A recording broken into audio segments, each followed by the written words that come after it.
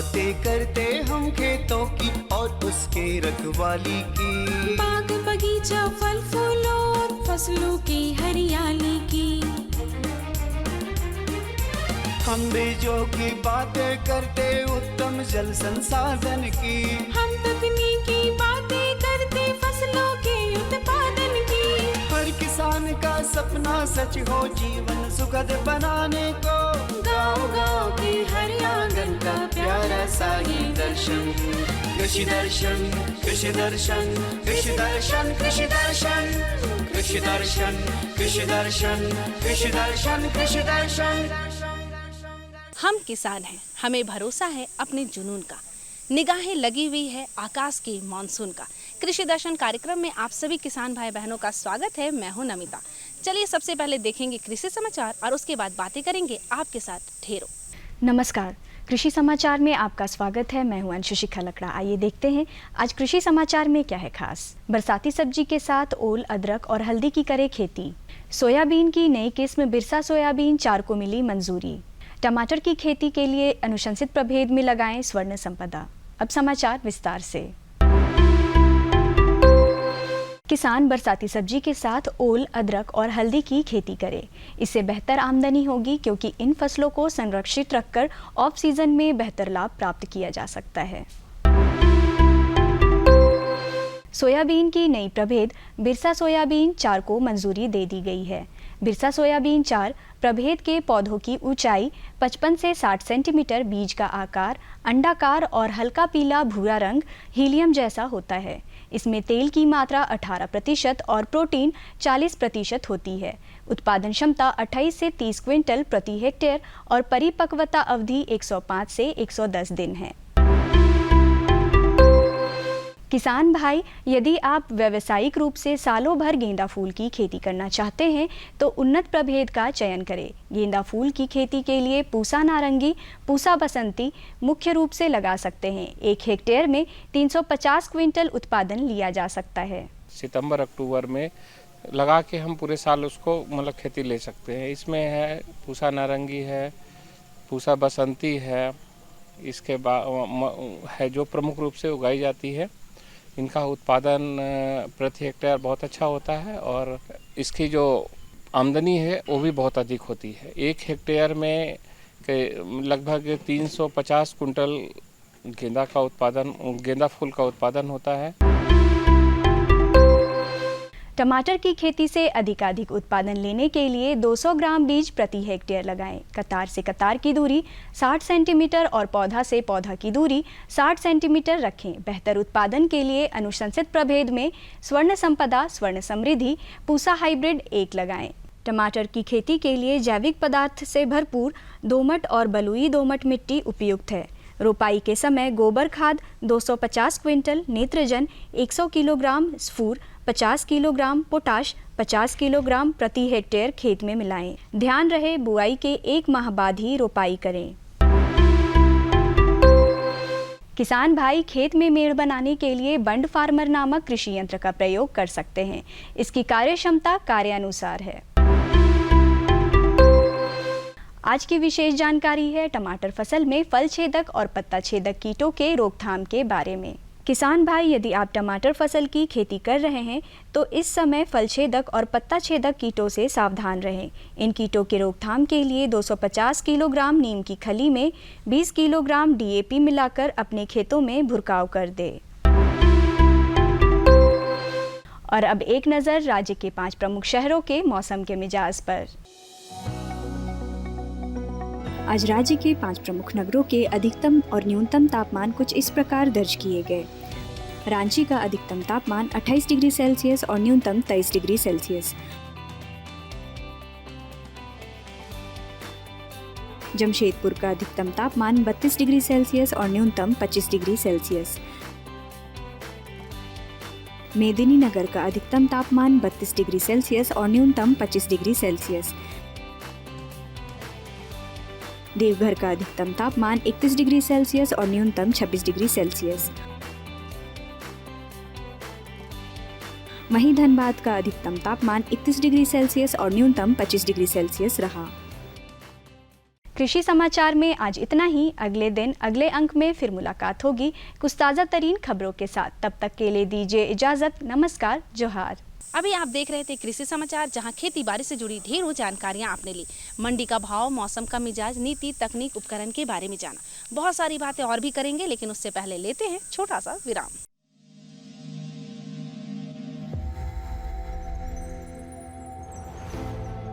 आत्मनिर्भर किसान भारत की शान। उत्पादन में आत्मनिर्भर होने के साथ साथ फसल की कटाई के उपरांत उपज की हानि को रोकने, ग्रामीण क्षेत्रों में रोजगार सृजन करने और बीज से बाजार तक के विजन को मजबूती देने के उद्देश्य से 1 वर्ष पूर्व माननीय प्रधानमंत्री श्री नरेंद्र मोदी जी ने एक महत्वाकांक्षी केंद्रीय योजना एग्रीकल्चर इंफ्रास्ट्रक्चर फंड की शुरुआत की।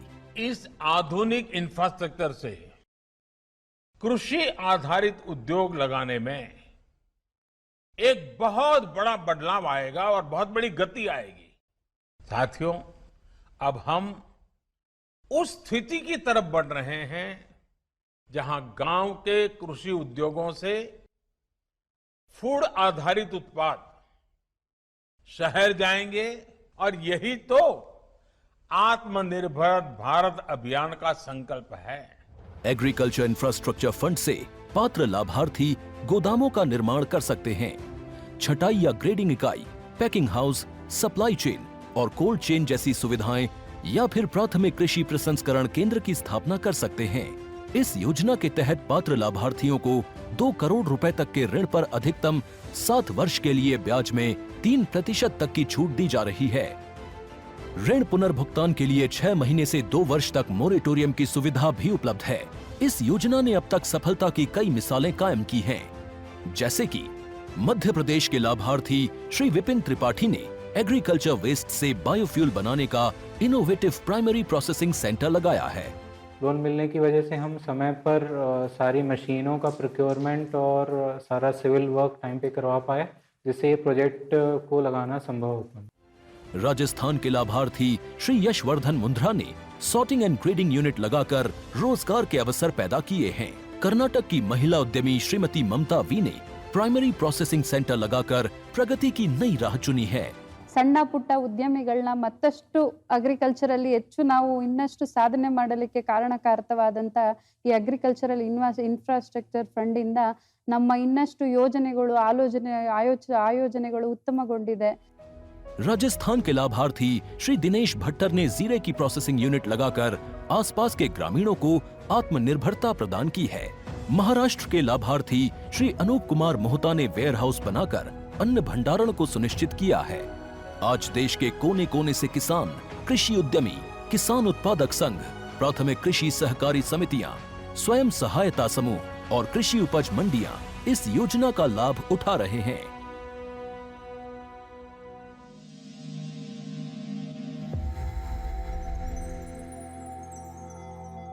बरसात का मौसम आ चुका है और हम किसानों को रहता है इसका इंतजार। बरसात के मौसम आते ही हमारे किसान भाई बहन खेती बाड़ी में जोरों शोरों से जुड़ जाते हैं। आज हम आपको बताएंगे अम्लीय भूमि का प्रबंधन के बारे में। तो बिना देर के आइए किसान भाई बहनों इसके बारे में जानते हैं। आज हम जानेंगे कि झारखंड प्रदेश में जो अम्लीय मिट्टी है उसकी प्रबंधन कैसे करें और उसमें खेती कैसे करें। इस बारे में हमारे साथ विस्तृत जानकारी देने के लिए डॉक्टर के रूप में उपस्थित हैं डॉक्टर बीके अग्रवाल जी। झारखंड प्रदेश की अगर बात करें तो यहाँ 49% जो मिट्टी है वो अम्लीय मिट्टी है और यहाँ उत्पादन उतना नहीं ले पाते हैं। खेती तो करते हैं, मेहनत भी करते हैं, लेकिन उत्पादन नहीं प्राप्त होता है। इसी के बारे में आज हम इनसे जानकारी लेंगे। तो सर, सबसे पहले तो हमारा सवाल होगा कि झारखंड प्रदेश की अगर हम बात करते हैं तो यहाँ की मिट्टी में अम्लीयता है, इसको कैसे देखते हैं और क्या इसमें किसान खेती कर पाएंगे? देखिए, अम्लीयता एक ऐसी समस्या है जिसका कि परमानेंट यदि निदान हम चाहेंगे तो वो संभव नहीं है, क्योंकि ये सतत प्रक्रिया है। क्योंकि जहाँ पर भी रेनफॉल ज़्यादा होता है, जो ऊंची ज़मीन पर स्थित होता है, वहाँ पर जितने भी बेसिक कटायंस होते हैं वो पानी के द्वारा बह करके वो चले जाते हैं। और जो एसिड कटायंस होते हैं जैसे आयरन है, एल्युमिनियम है, ये सब मिट्टी के अंदर में रहते हैं, जो कि अम्लीयता को मतलब जिसके कारण अम्लीयता इस मिट्टी के अंदर में होती है।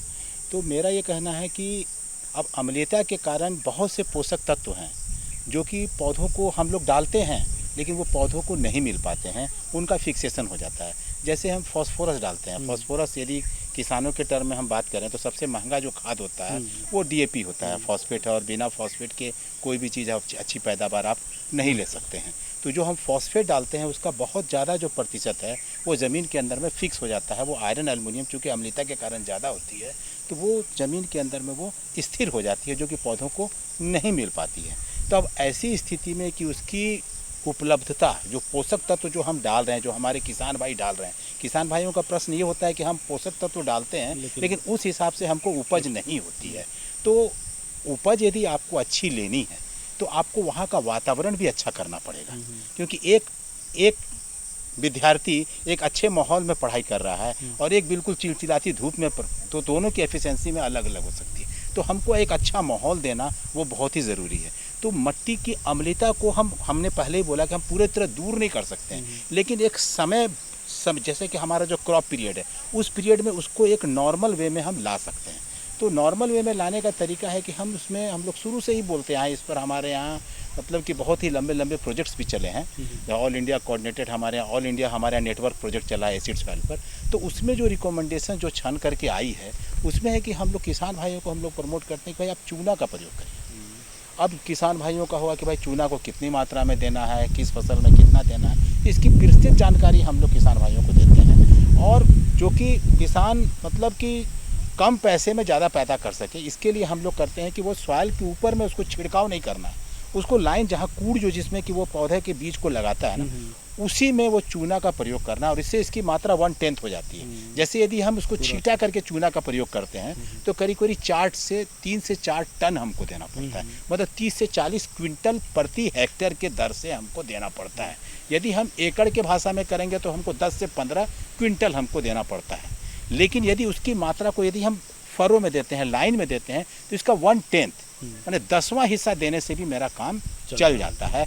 क्योंकि हमारे किसान के पास में उतनी क्षमता नहीं है, झारखंड के अंदर में जो हमारे किसान गरीब हैं, तो हमको टेक्नोलॉजी भी ऐसा उनको देना है जिसको कि वो अडॉप्ट कर सके। अब हम एक ऐसी चीज़ बता दें जिसको कि वो अडॉप्ट ही नहीं कर सकें तो कोई फ़ायदा नहीं है। तो मेरा कहना है कि वो 1/10 जो है वो करीब 4 क्विंटल होता है, 3 से 4 क्विंटल जो है वो चूना का प्रयोग करें कूड़ में, जिसमें वो पौधा को जैसे मकई को लगा रहे हैं तो उसी लाइन में वो चूना का प्रयोग करें। और पहले चूना को डालते समय, अब ऐसा नहीं कि चूना को, कभी कभी किसान भाई क्या गलती करते हैं कि चूना डाला और उसी के ऊपर बीजा भी डाल दिया। अब भाई चूना डाला है तो फिर निश्चित है कि वो जब अंकुरन होगा तो उसको मार देगा।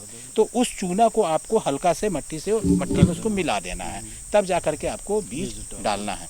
तो यदि मान लीजिए कि इस तरह से यदि वो चूना का प्रयोग करते हैं तो एक तो साधन ये है कि भाई आप चूना का प्रयोग करके जो है अम्लता को आप दूर कर सकते हैं। लेकिन इसमें यह है कि इसमें हर फसल में देना होगा उनको, हर फसल में जब भी वो फसल लगाएंगे तब उनको चूना का प्रयोग करना। मैंने बोला ना कि अम्लता को पूर्ण तरह से हम लोग सुधार नहीं सकते हैं, तो हम केवल फसल, जिस समय फसल हो रहा है 3 से 4 महीने का फसल हो रहा है भाई, तो उस समय हम अपने वातावरण को अच्छा कर दिए और मेरा फसल अच्छा हो गया, वो पौधा जितना भी पोषक तत्व हैं उनको अच्छे से ले लिया और उसकी बढ़वार हो गई, अच्छी उपज हमको मिल गई। किसान को तो यही चाहिए।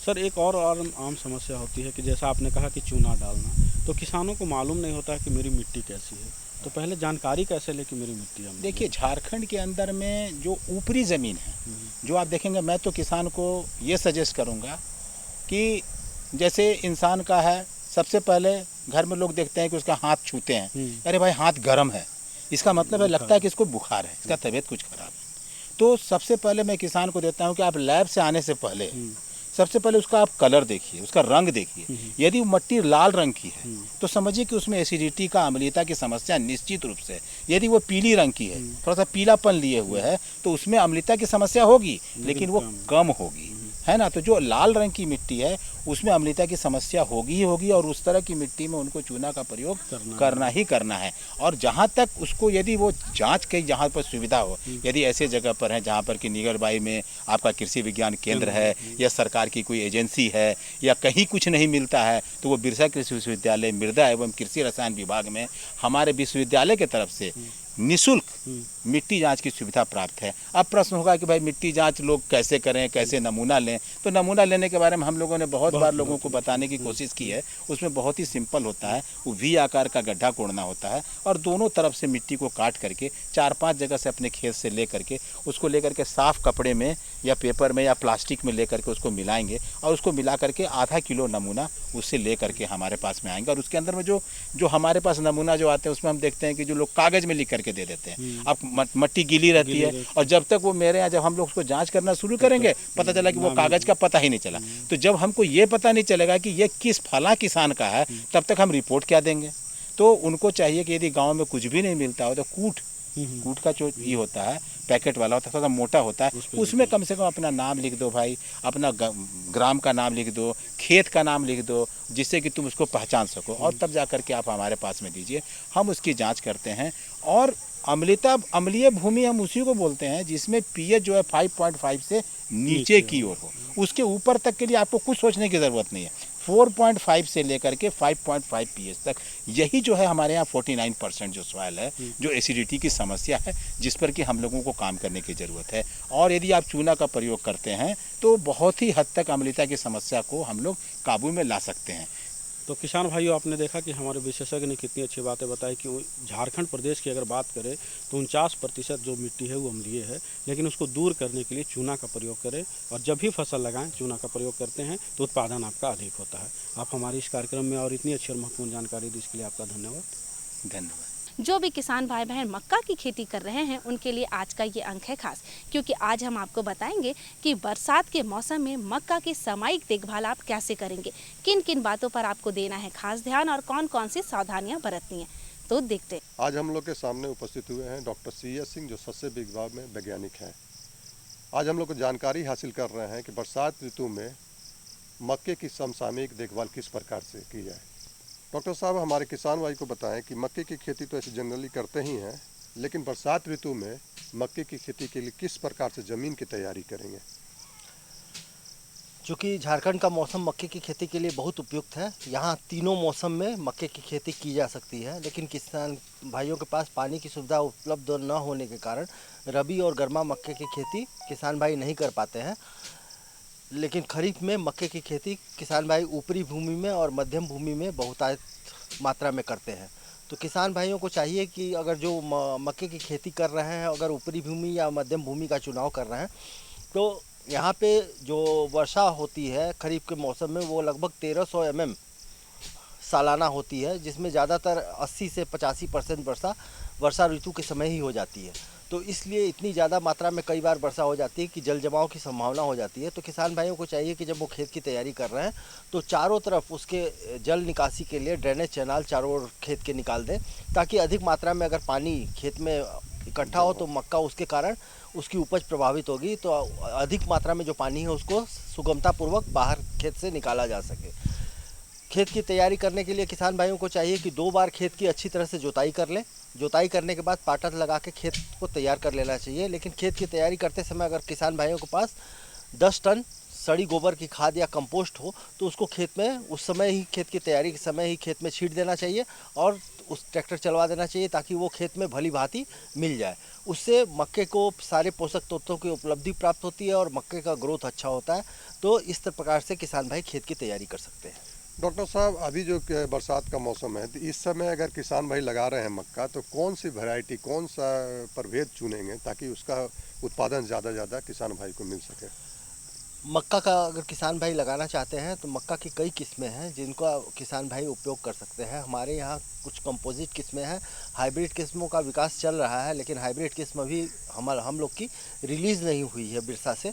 तो जो कंपोजिट किस्में हैं जैसे बिरसा विकास मक्का 2, BM1, स्वान, ये हमारी कंपोजिट किस्में हैं जिसको लगा सकते हैं। इसके अलावा कुछ किस्में जो दूसरे संस्थाओं द्वारा रिलीज़ हैं, जैसे HQPM1, HQPM5, मालवी मक्का 2, ये सब अच्छी किस्में हैं जिनको किसान भाई लगा के अच्छा उपज प्राप्त कर सकते हैं।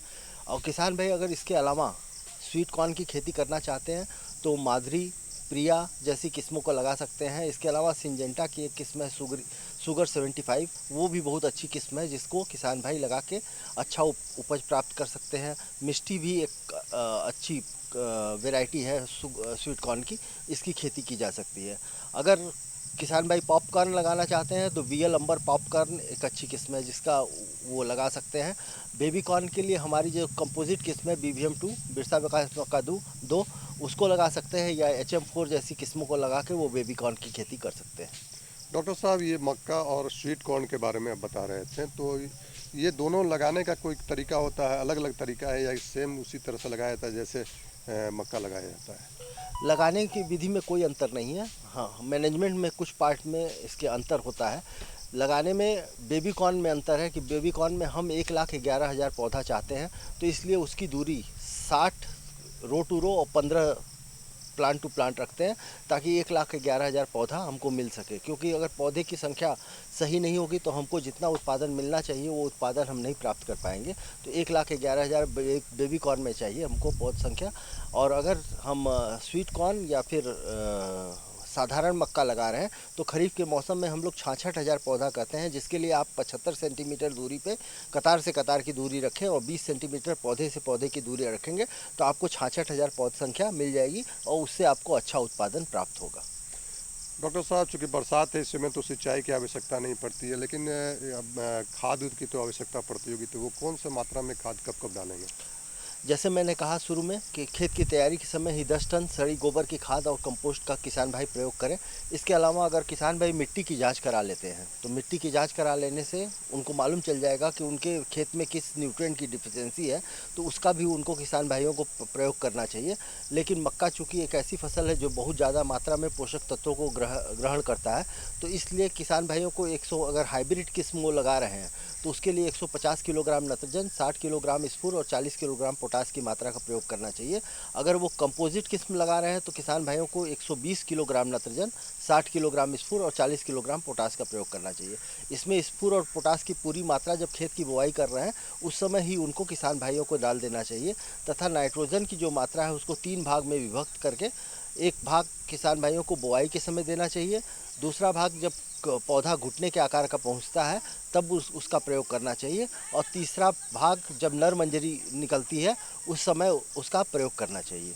ऐसा अगर प्रयोग कर रहे हैं तो पौधा अच्छी तरह से न्यूट्रिएंट को लेगा और उनका उत्पादन अच्छा होगा। नाइट्रोजन का प्रयोग करते समय किसान भाइयों को ध्यान देना चाहिए कि नमी की मात्रा खेत में सही हो, क्योंकि नमी अगर नहीं रहेगी या दोपहर के समय में प्रयोग करेंगे तो नाइट्रोजन जो यूरिया के माध्यम से दिया जाता है वो वोल्टलाइज होकर आसमान में उड़ जाएगा और उनको कुछ नहीं मिलेगा, पौधा आपका पीलापन नज़र ही आएगा। और अगर नमी की मात्रा ज़्यादा होगी तब भी पौधा पानी में घुल के जड़ के नीचे चला जाएगा और पौधा उसको लेने में असमर्थ हो जाएगा। तो नमी की मात्रा किसान भाई जांच सकते हैं। जांचने के लिए इंस्ट्रूमेंट है जिसके द्वारा जांचा जा सकता है, या साधारण विधि ये है कि खेत में आपको नमी दिखाई दे, लेकिन अगर उस पर नमी पे पैर रखेंगे तो मिट्टी अगर पैर से नहीं चिपक रही है तो वो नमी सबसे उपयुक्त है और किसान भाई उस समय यूरिया का प्रयोग करना चाहिए। तो वो जड़ के पास ही यूरिया घुल के रहेगा और पौधा उसको अच्छी प्रकार से ले लेगा। डॉक्टर साहब, जब फल लगता है तो ऐसा देखा जाता है, बाली जिसमें लगते रहता है उसका, तो ऐसा देखा जाता है कि बहुत उसमें कीड़ा रहता है और छोटा छोटा दाना नहीं हो पाता है, बड़ा दाना नहीं हो पाता है, तो इसका क्या कारण है और क्या करेंगे किसान भाई? देखिए, दोनों अलग अलग चीज़ें हैं। अगर दाना ठीक से नहीं बैठ रहा है, ठीक, तो दाना नहीं बैठने का कारण है कि पोषक तत्वों की कमी के कारण भी दाना सही नहीं बैठता है। दूसरा चीज़ कि अगर आप पौध संख्या ज़्यादा ले लेंगे तब भी कंपटीशन के कारण उसको पोषक तत्व और दूसरे चीज़ों की डिफिशियंसी होगी, जिसके कारण उसका दाने सही से नहीं बैठ पाते हैं। तो किसान भाइयों को चाहिए कि पौध संख्या अगर वो सही रख रहे हैं और उचित मात्रा में उर्वरक का प्रयोग कर रहे हैं तो उनको भरे हुए दाने मिलेंगे। कई बार ऐसा होता है कि नाइट्रोजन की कमी के कारण या फिर इरिगेशन उस समय जिस समय क्या कहते हैं मूछ आती है, उस समय पानी की कमी रहती है, तो 4 से 5 दिन नर मंजरी से मूछ निकलने में 4 से 5 दिन का अंतर होता है, और इसकी कमी के कारण ये अंतराल अगर बढ़ जाता है तो उसके कारण फर्टिलाइजेशन ठीक से नहीं हो पाता है, जिससे दाने ठीक प्रकार से बैठ नहीं पाते हैं और किसान भाइयों को उपज कम प्राप्त होती है। चलिए डॉक्टर साहब, आपने हमारे किसान भाइयों को बहुत विस्तार से अच्छी जानकारियाँ दी, इसके लिए आपका बहुत बहुत धन्यवाद। देखा ना किसान भाई बहनों, आज के अंक में इतना ही, क्योंकि समय हो गया है आपसे विदा लेने का। जाने से पहले आप हमारा पता लिख लीजिए। हमारा पता है कार्यक्रम कृषि दर्शन, कृषि प्रकोष्ठ द्वारा केंद्र निदेशक दूरदर्शन केंद्र रातू रोड रांची, पिन संख्या 834001। अब आप मुझे और हमारी कृषि दर्शन टीम को विदा दीजिए। जोहार।